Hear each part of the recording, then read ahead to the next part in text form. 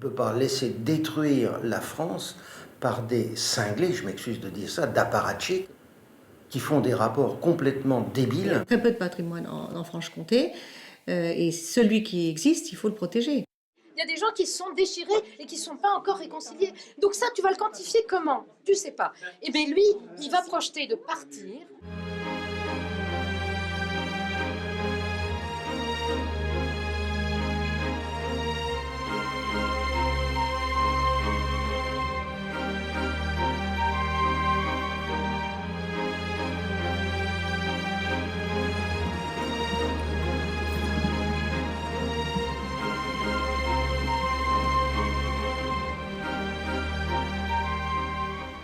La région est splendide.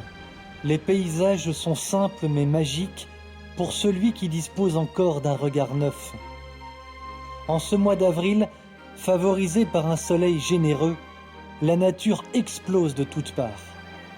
Nous sommes ici dans l'est de la France, entre le Doubs et le Jura.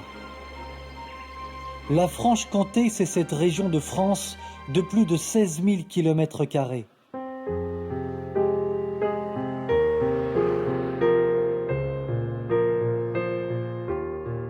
Une terre presque vierge, un territoire unique avec de vastes étendues.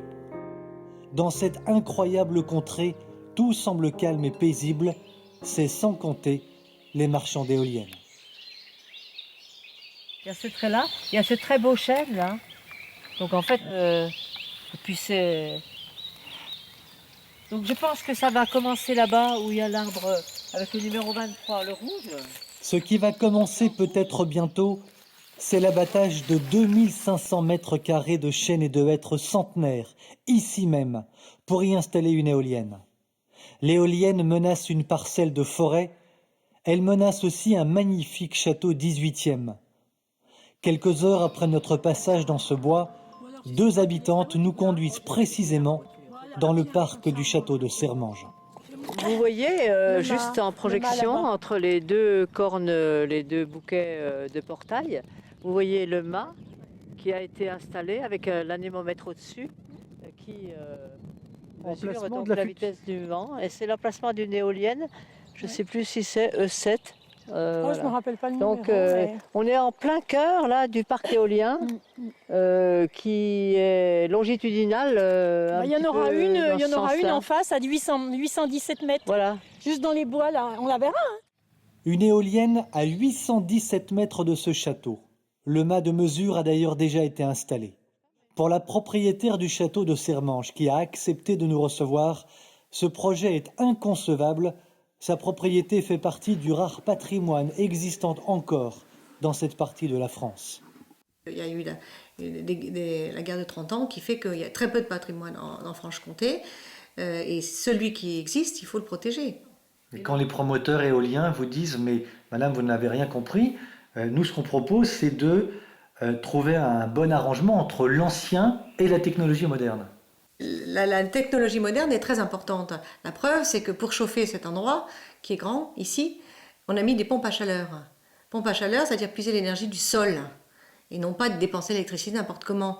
On a isolé, on a fait tout pour ne pas dépenser d'énergie. C'est ça un vrai choix, c'est de ne pas dépenser d'énergie, d'en dépenser moins. De mettre un pull au lieu de chauffer à fond. Ça, c'est une façon de ne pas dépenser d'énergie et de ne pas jeter l'argent par la fenêtre, mais pas de mettre des énormes machines qui ne seront pas rentables. Depuis des mois, un projet de parc éolien crée donc la zizanie dans le département du Jura. On veut y installer 11 éoliennes sur un couloir de 6 km de long en bordure de 3 communes.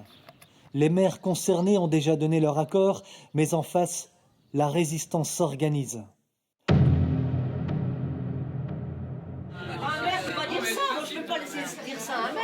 Vous êtes là pour faire la promotion, la prévention de la santé et de la population. Vous ne pouvez pas dire des choses comme ça. Jeudi 23 avril 2015, nous assistons à une réunion publique dans une annexe minuscule de la mairie de Gendray. À croire que l'on souhaite voir le moins de monde possible. La salle est archi-comble, l'air y est étouffant. On les voit comme on les verra depuis le rond-point de Rochefort, qui est à 25 km.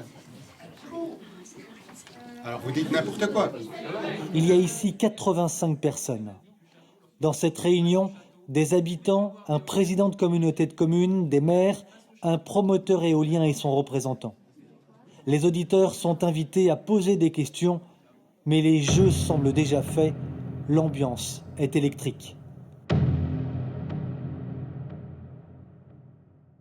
Bon, ben, le monde il est comme ça, le monde il est un peu dangereux, le monde il est aussi un peu l'aventure. Je dis pas que c'est l'aventure. Un élu, il doit faire la promotion. Sébastien Jean Girard, le directeur général d'Opale, une société spécialisée dans le développement de projets éoliens, tente de rassurer son auditoire. Dans l'est de la France.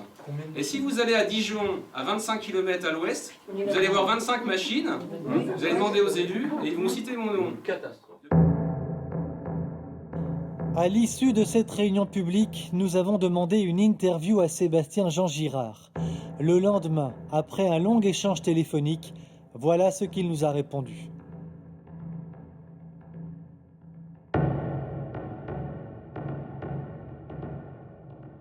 Notre démarche, notre demande d'interview lui ont semblé opaques, stupéfiante réaction.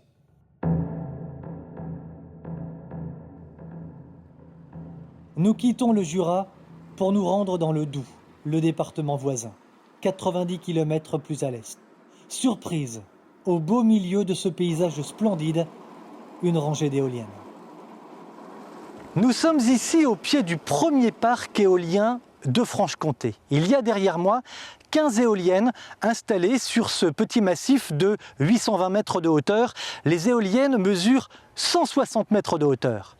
Alors on peut se poser la question de savoir ce qui pousse réellement les maires à accepter avec autant d'empressement ces éoliennes géantes. L'argent, sans aucun doute.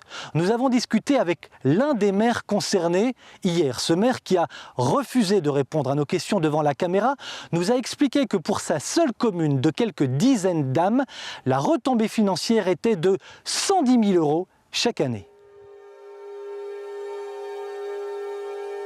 En fait, les communes sont prises en étau par un État qui les étrangle financièrement et leurs besoins quotidiens. D'ici à 2017, l'actuel gouvernement aura réduit de plus de 16 milliards d'euros les subventions accordées aux municipalités. Les promoteurs éoliens qui débarquent sont vus comme des êtres providentiels. Résultat, on accepte n'importe quoi pour faire rentrer de l'argent. Les éoliennes attirent les communes, elles attirent aussi beaucoup de petits intérêts privés, comme en témoigne cet habitant rencontré dans un village du Jura. Mon fermier, question économique, disait « Moi, je voudrais bien une éolienne parce que ça va me rapporter tant par an. » Combien, vous savez? 5 000, 2 500 aux propriétaires, 2 500 à l'exploitant. Par an? Oui. Par éolienne? Oui. Au-delà des petits profits personnels, il y a bien plus grave. Nous vous en parlions dans notre enquête précédente.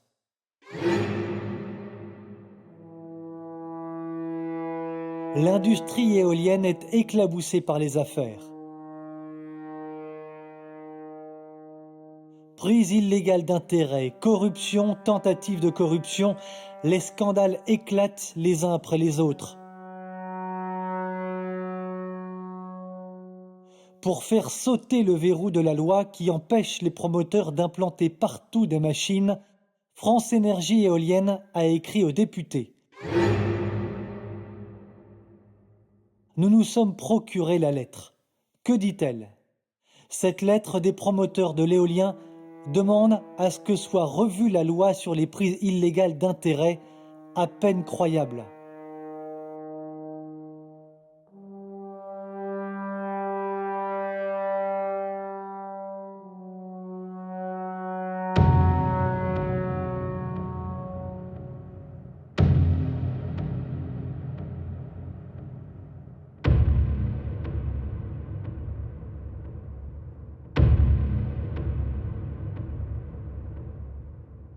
Au-delà de l'immense intérêt financier qu'elles suscitent, les éoliennes menacent de massacrer une bonne partie du territoire et notamment les sites protégés. Je viens d'en avoir un parc régional dans l'Ardèche. Là, nous allons en avoir 23 de 150 mètres. Entre 1200 et 1250 mètres d'altitude, donc sur des crêtes, là aussi visibles de partout. dans un parc national et dans une zone où l'éolien n'est pas recommandé. Mais c'est pas grave. Et puis alors là, j'en ai en Thiérache. La Thiérache va être inondée d'éolien. Personne ne défend la Thiérache. Et Dieu sait s'il y a du patrimoine intéressant. Donc, tout va être touché. Protégé ou pas protégé. Ça veut bien dire que pour eux, l'éolien n'abîme rien. Donc ça veut dire qu'ils n'ont aucune sensibilité, soit du lieu, soit des paysages, soit de la mémoire. L'éolien passe au-dessus de tout. De tout. Et on se demande bien pour qui. Et à qui ça rapporte. Les éoliennes volent le paysage et volent le patrimoine. Il suffit d'en mettre dans un endroit, vous ne voyez plus que ça. Donc ces gens qui font ces installations sont en train de voler à l'ensemble de la communauté leurs biens. Donc c'est terrible.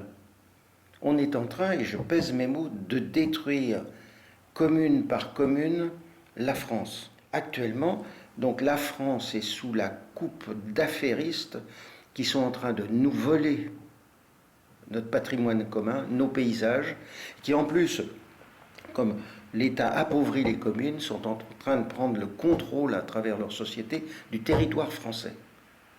Donc l'État n'aura même plus le pouvoir sur ces communes. C'est hallucinant. Parmi les sites menacés, la saline royale d'Arc-et-Senans, un joyau architectural du XVIIIe siècle. Ce site est classé au patrimoine mondial de l'UNESCO depuis 1982. Il n'y a pas deux poids, deux mesures à avoir en ce qui concerne le traitement des sites UNESCO. Le Mont Saint-Michel bénéficie fort heureusement aujourd'hui d'une zone de protection et d'exclusion d'éoliennes assez conséquente. On demande le même traitement pour la saline royale d'Arc-et-Senans. Pour la Franche-Comté, c'est extrêmement important. C'est fondamental, c'est 120 000 visiteurs par an. C'est des visiteurs du monde entier, mais du monde entier, des 5 continents. Et quand on les interroge, ils nous disent non, des éoliennes ici, non, mais non, c'est pas possible. C'est des gens, il y a énormément de séminaires culturels. Les gens nous disent ce n'est pas possible, il faut respecter vos lieux de mémoire. Qu'est-ce que fait la France? On ne comprend pas. On la voit bien, la saline, on voit bien qu'elle est en creux, qu'il y a des crêtes, et évidemment les éoliennes sur ces crêtes, et ils prétendent qu'il n'y a pas de co-visibilité. Qu'est-ce que fait la France? On peut se poser la question. En effet, à quelques kilomètres de là, toujours dans le Doubs, ce château du XIIe et XIIIe siècle va bientôt être entouré d'éoliennes. On devrait en implanter à 2,5 km. Déjà, les propriétaires du château n'avaient jamais été consultés pour celle du parc du Lomont, visible du château. Et alors en plus, ce qui est moche pour nous, ce château était en ruine. En ruine. Ici, il n'y avait pas de toit sur les 2 tours. Il y avait les arbres qui poussaient ici. La chapelle avait servi de cabane à cochons et les vaches dans la grande salle. Il était en ruine il y a encore combien de temps? Mon père a acheté en 55, les travaux ont commencé en 56. Alors, vous n'avez jamais officiellement été prévenu de ce projet? Non. Jamais? Jamais. Non. On l'a appris par hasard. Et on l'a appris beaucoup trop tard. On l'a appris 2 ans et demi après que les projets étaient déposés. Et qui est-ce qui vous l'a appris? Les habitants? Le journal. Ce qui nous a alertés, c'est monsieur... C'est monsieur Macabré au départ. Et puis, ici en face, c'est ce monsieur qui siégeait à une commission. Et puis, à qui on avait raconté des histoires. On l'a su par lui. On ne l'a jamais su officiellement. Mais comment expliquez-vous qu'un projet ait pu se faire à côté d'une demeure comme celle-là? Oui, mais je crois qu'ils ont tous les pouvoirs. Plus on creuse la question de l'énergie éolienne, plus on découvre l'opacité absolue et à tous les niveaux entourant son développement. Récemment, l'ADEME, l'Agence de l'environnement et de la maîtrise de l'énergie, organisme contrôlé et financé majoritairement par l'État, a publié un rapport dans lequel il serait prévu l'installation de 50 à 80 000 éoliennes dans tout le pays. Jean-Louis Buttré, quel est ce rapport de l'ADEME que vous avez découvert sur Internet? C'est un rapport qui dit il est possible de faire 100% d'électricité renouvelable à l'horizon 2050. Et lorsqu'on décortique le rapport, on s'aperçoit qu'en réalité, à l'intérieur, c'est pour faire ça, il faut mettre des éoliennes. Et comme aujourd'hui on a 5000 éoliennes, il suffit de regarder ce qui est écrit dans le rapport, on arrive à la conclusion qu'il faudrait mettre 60 à 80 000 éoliennes sur la France. Je ne sais pas si vous voyez, 80 000 moulins qui tourneraient sur la France. Donc c'est un rapport complètement fou. Complètement fou. Il faut voir que les éoliennes volent le paysage, volent le patrimoine, et en plus il y a des nuisances. Mais quand on fait ces calculs, on s'aperçoit que toute la France est couverte. Donc c'est pas possible. On ne peut pas laisser détruire la France par des cinglés, je m'excuse de dire ça, d'apparatchiks qui font des rapports complètement débiles. Donc 60 à 80 000, c'est ce qui attend les Français. C'est si les Français ne font rien, ils vivront sous des ventilateurs. Il n'y aura pas un village, il n'y aura pas un paysage de France qui ne sera pas pollué, envahi par ces machines qui aujourd'hui font 150 mètres, qui vont faire 200 mètres de haut dans les années qui viennent, et qui en plus, on le sait depuis pas mal de temps maintenant, c'est confirmé, créent des nuisances majeures pour les riverains.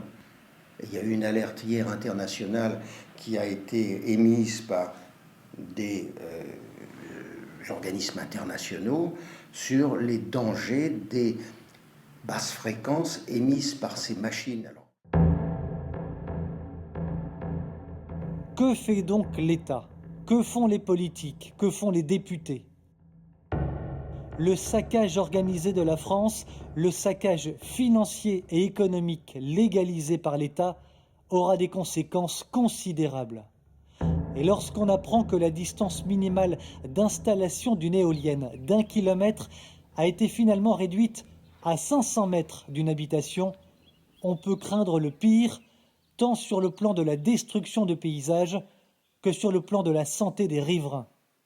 Des arguments qui semblent bien ne rien peser face au pouvoir de l'argent, de cette énergie soi-disant propre.